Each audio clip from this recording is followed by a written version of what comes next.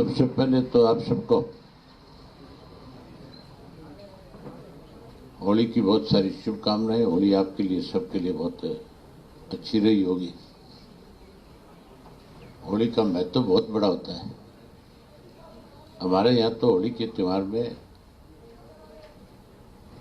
जो साथी एक दूसरे से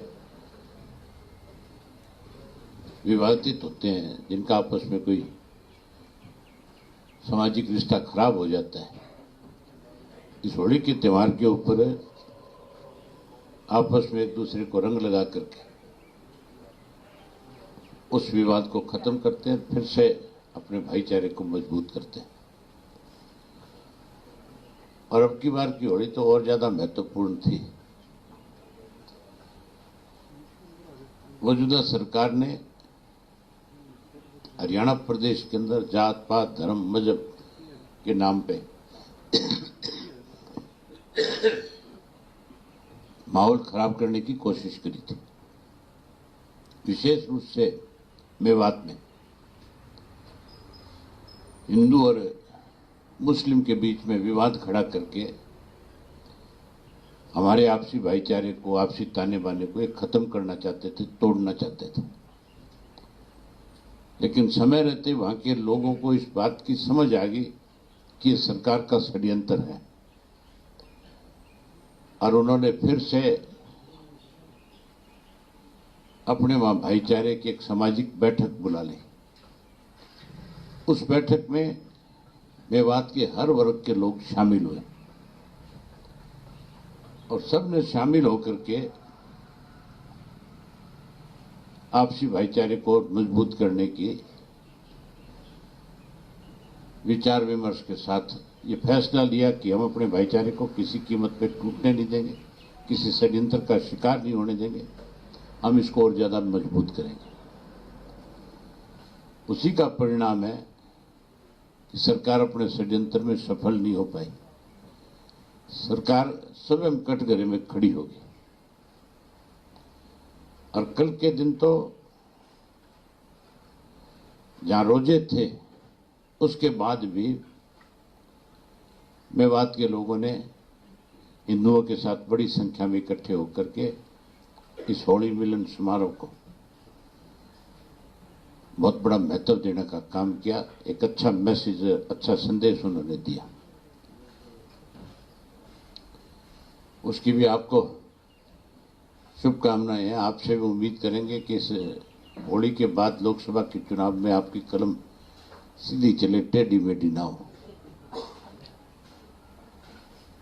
आज विशेष रूप से आपको इसलिए आमंत्रित किया था कि एससी समाज में आज बहुत बड़ी ज्वाइनिंग जो है, एससी समाज में विशेष रूप से धानक और बाल्मीकि समाज के साथियों ने इंडियन नेशनल लोकदल पार्टी में आस्था व्यक्त करी है। धानक समाज के जो हरियाणा प्रदेश के प्रधान हैं,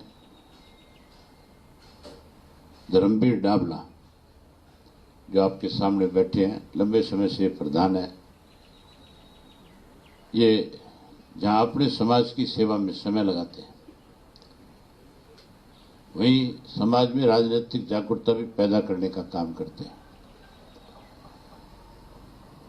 इनके पूरे समाज के जो इनके साथ नीचे जिलों में काम करने वाले लोग हैं, उनमें राजकुमार है, ओम प्रकाश है, बंसी कायत है, कृष्ण लाडवाल है, इंद्रजीत बागड़ी है, रामधारी इंदौरा है, हवा सिंह खड़कवाड़ है, भूप सिंह खड़कवाड़ है, शंकरलाल डाबला है, सतपाल राजा है, राजेश मोरेवाड़ है, बिंदु सोलंकी है, अशोक कुमार धानक है, संजय धानक है, विश्वास है और मंजीत चिचड़ाना। ये अलग अलग जिलों से जो इनके अध्यक्ष हैं, उन सब ने भी इनके साथ आज इंडियन नेशनल लोकदल पार्टी में आस्था व्यक्त करी है। मैं इनका स्वागत करता हूं, इनका अभिनंदन करता हूं। और वहीं वाल्मीकि समाज के भी हमारे जो प्रधान है सिरसा के, रवि चौहान, उनके साथ ओम प्रकाश है, विशाल वाल्मीकि है, धीरज वाल्मीकि है, राजकुमार राजू है।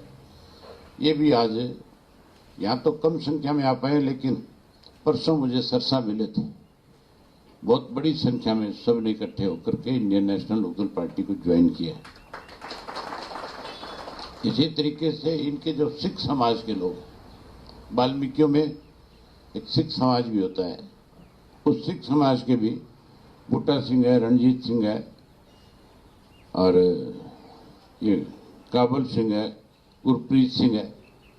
ये भी अपने समाज में इन्होंने एक बैठक करी थी कालावाड़ी में, मजहबी सिख समाज की। और उस मजहबी सिख समाज की बैठक के अंदर सबने निर्णय लिया कि हम इंडियन नेशनल लोकदल पार्टी को ज्वाइन करेंगे। और वहाँ ये फैसला होने के बाद ये मुझे आकर के मिले, इन सब ने भी इंडियन नेशनल लोकदल पार्टी में अपनी आस्था व्यक्त करने का काम किया। वहीं आज पूर्व में बीएसपी के जो लोकसभा के इंचार्ज रहे अम्बाड़ा के धर्मवीर सिंह बराड़ा जो है, उन्होंने भी आज इंडियन नेशनल लोकदल पार्टी में अपनी आस्था व्यक्त करी है कि पूर्व में युवा के जिला के अध्यक्ष भी रहे और अच्छे समाज सेवी भी हैं। केवल पॉलिटिक्स में नहीं, समाज सेवा में भी पूरा विश्वास रखते हैं। इन्होंने भी आज ज्वाइन किया है। इनके साथ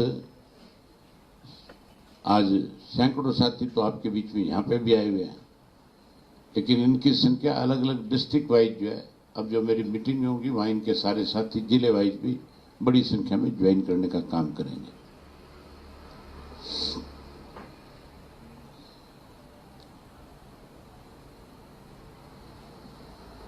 आज तो बस विशेष रूप से आपको इसी के लिए निमंत्रण दिया था कि ये ज्वाइनिंग है हमारी, और खास करके उस समाज की है जिस समाज की सरकार अनदेखी करने का काम करती है।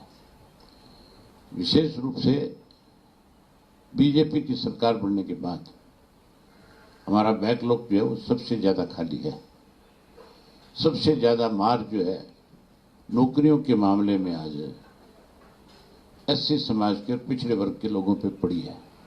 जब से ये कौशल रोजगार योजना शुरू करी है, क्योंकि उसके अंदर कहीं कोई रिजर्वेशन नहीं है, उसमें तो जो कोई फार्म भरता है और जिसके पास ज्यादा बड़ी सिफारिश होती है, जिसके पास ज्यादा पैसा होता है, ये सरकार उसी को जॉब देती है। ना तो इन लोगों के पास सिफारिश है और ना पैसा है। इसलिए सबसे बड़ी मार, सबसे ज्यादा कमजोर अगर किसी वर्ग को इस सरकार ने किया है तो मैं समझता हूं पिछड़े वर्ग और एससी समाज को किया है। इसी तरीके से स्कूल बंद करके ग्रामीण गरीबों का बच्चा एजुकेशन ना ले सके, उसको शिक्षा में पिछड़ा करने का काम इस सरकार ने किया।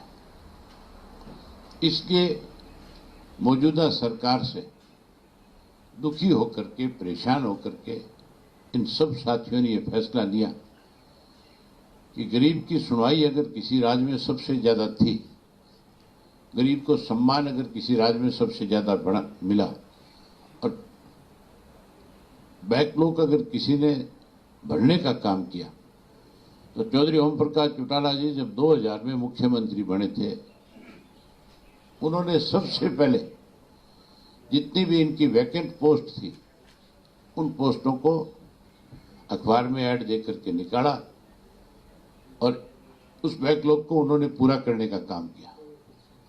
कोई एक सिंगल वैकेंसी भी हमारे टाइम में खाली नहीं रहती थी। हम उसको हमेशा हर प्रायोरिटी पे उसको भरने का काम करते थे ताकि गरीब आदमी को उसका रोजगार मिले, नौकरी मिले।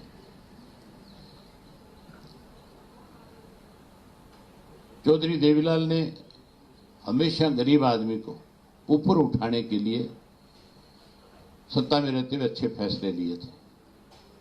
एक उदाहरण आपको बताता हूं, बड़ा आपने कभी सुना नहीं होगा। ये जो गांव गांव में चौपालें बनी थी, ये चौपाल चौधरी देवीलाल ने जो है सोनीपत से हिसार जा रहे थे और सिसाना एक बड़ा गांव है, रास्ते में जब उस गांव को क्रॉस कर रहे थे तो दरख्त के नीचे 100-150 आदमी, बारिश हो रही थी, भीग रहे थे। चौधरी देवीलाल ने सोचा कि ये तेरे को मिलने के लिए खड़े हैं लोग, क्योंकि उनकी आम आदत थी कि वो जहां भी 20, 30, 50 आदमी खड़े होते थे अपनी गाड़ी रोक लेते थे। उन्होंने गाड़ी रोकी और गाड़ी रोक करके उनसे पूछा कि भाई तुम यहां बारिश हो रही है, कैसे खड़े हो? तो बोले चौधरी साहब हम तो बारात में आए हैं। तो बोला बारात में आए हो तो यहां क्यों भीग रहे हो? जिसके यहां बारात में है उसके घर में जाकर के बैठो। तो कहने लगे जी उनके घर में जगह नहीं है, हम तो समा रहे थे। उनका ये शब्द था, मैं उस वक्त साथ था, और उनके लिए बैठने की कोई जगह नहीं है घर में, इसलिए मजबूरी में हम लोग यहां खड़े हैं। चौधरी देवीलाल ने उसी दिन फैसला कर दिया था कि गरीब आदमी के लिए बैठने की ऐसी जगह बनाऊंगा कि उसको ये महसूस ही नहीं होगा कि तू कहीं दूसरे के घर पे आया है। उन्होंने ना केवल चौपाल बनाई, बल्कि उन चौपालों के अंदर मुड्डे रखे, उनमें चारपाइयां रखी, उनमें बिस्तर रखे, ताकि किसी भी गरीब के घर में कोई मेहमान आए तो उसको अगर रात रुकना है तो उसको बिस्तर भी मांगना ना पड़े कहीं से।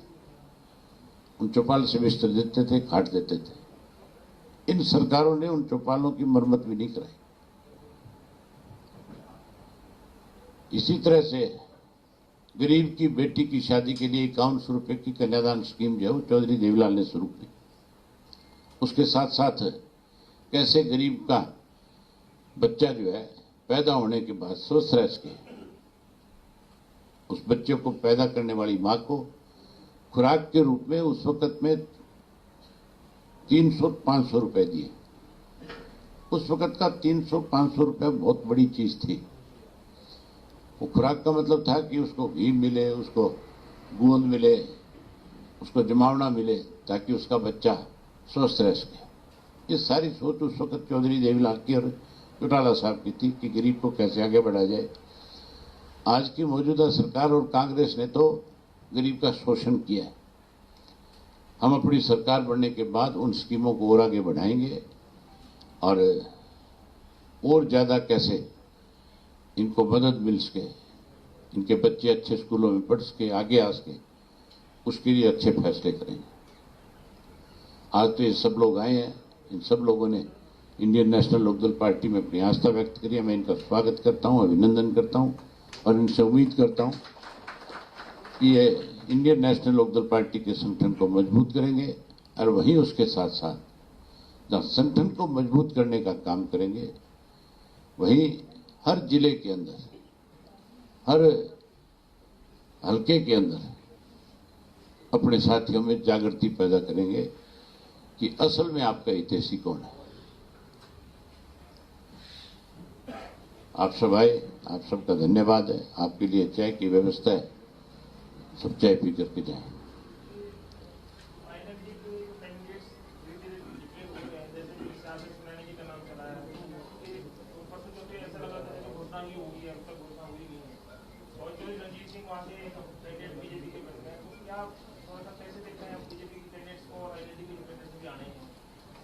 और किस पार्टी से उम्मीदवार बन करके आए, ये हमने कोई इससे हमें फर्क नहीं पड़ने वाला। हमारा अपनी पार्टी का, हमारे 5 मेंबर्स की जो कमेटी गई थी, उनकी क्या राय है, हम उनकी राय के मुताबिक अपनी पार्टी के उम्मीदवार खड़े करेंगे। हमारा कोई किसी से ये कंपटीशन नहीं है कि इंडियन नेशनल लोकदल पार्टी किसको कैंडिडेट बनाएगी, कांग्रेस ने किसको बना दिया, बीजेपी की तरफ से कौन आ रहा है। आप ये देखो, बीजेपी की हालत इससे ज्यादा खराब क्या होगी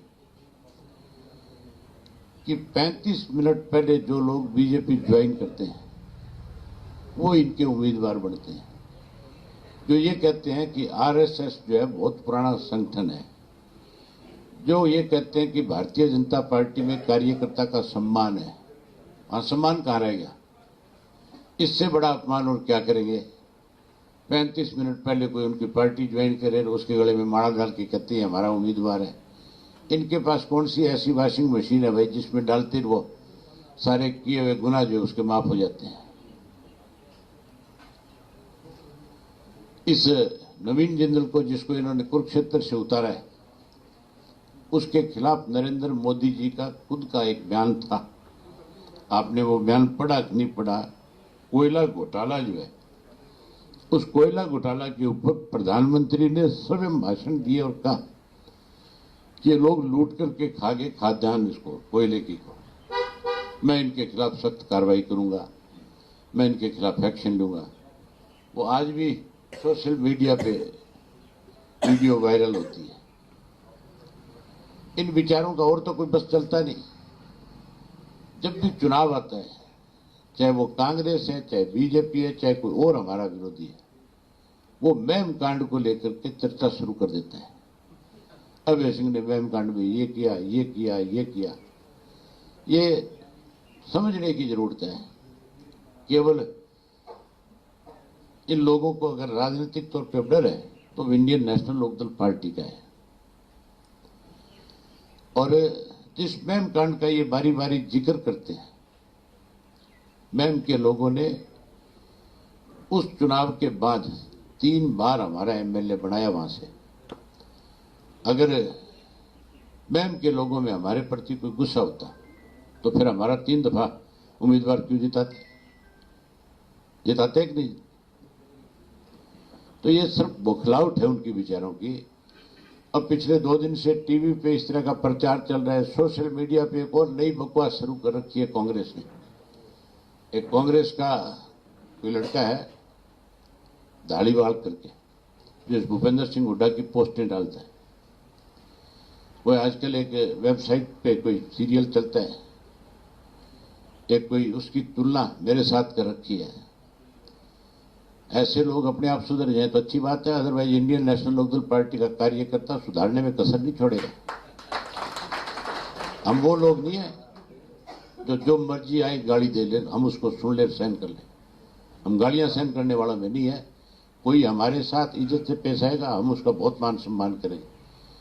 कोई इस तरह के लोगों के माध्यम से हमें बदनाम करने की कोशिश करेगा तो फिर मैं भूपेंद्र सिंह हुड्डा की भी वो पोल खोल दूंगा जो किसी ने आज तक खोली नहीं होगी।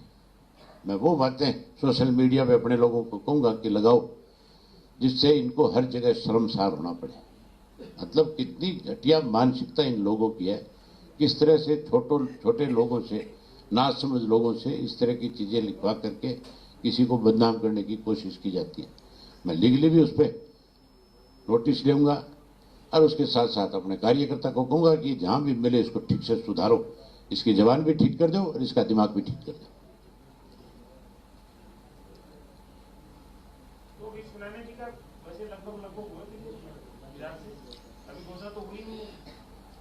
जब आप लोगों ने अपनी कलम से लिख दिया तो कमी रहेगी क्या?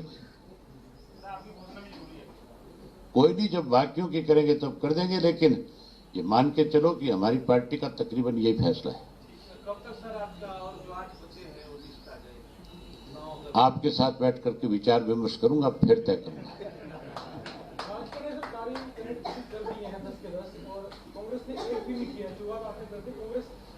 ना तो भाजपा के पास उम्मीदवार थे, ना कांग्रेस के पास उम्मीदवार है। अगर इनके पास उम्मीदवार होते तो ना तो भाजपा किसी के गले में और घंटी बांधती, ऐसे 30-35 मिनट पहले किसी को ज्वाइन नहीं कराती।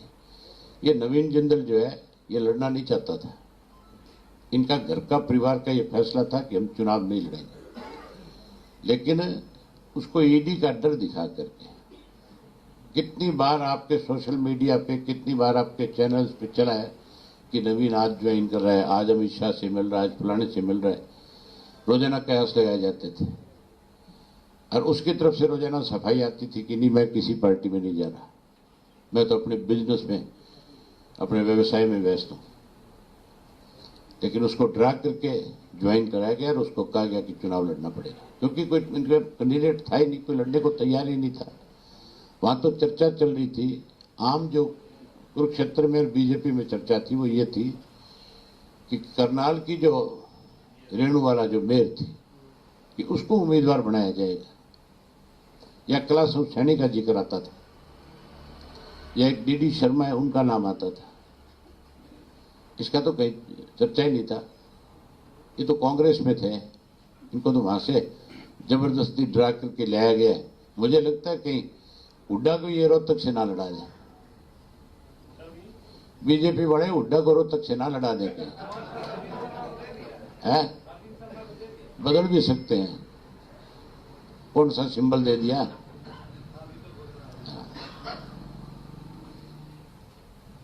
सर ये कांग्रेस ने जो एनडीए खत्म कर दिया था, सरकार आने के बाद जो डीएसपी बनाया हुआ उसमें नौकरी मिला होगा।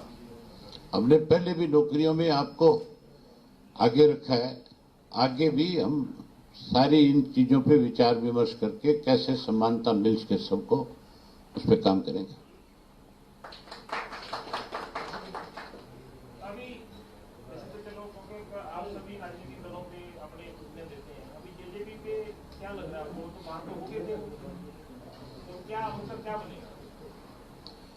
अब क्या बढ़ेगा आपके अनुसार, क्योंकि आप तो बड़ा दूरदर्शिता से बताते हैं। मैंने तो आपको बताई थी ना।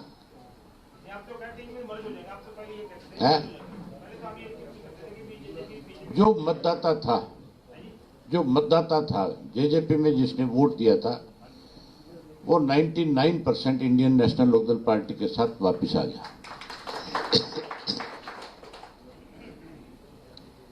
जो कोई लीडर है छोटे मोटे, अब किस स्वार्थ में उनके साथ है मेरे समझ में नहीं आ रहा, शायद वो भी जल्दी छोड़ देंगे। इस लोकसभा के चुनाव के बाद आप भी अपनी कलम से जेजेपी लिखना छोड़ दोगे, ये हालत हो जाएगी। अच्छा सर, आपने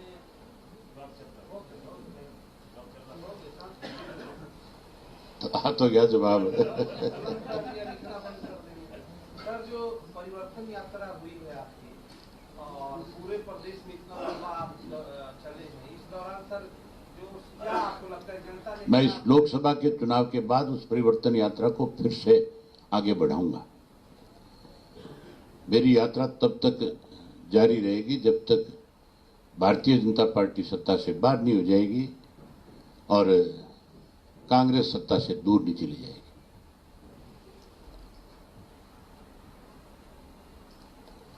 आओ, आपके लिए चाय तैयार है। आ जाओ।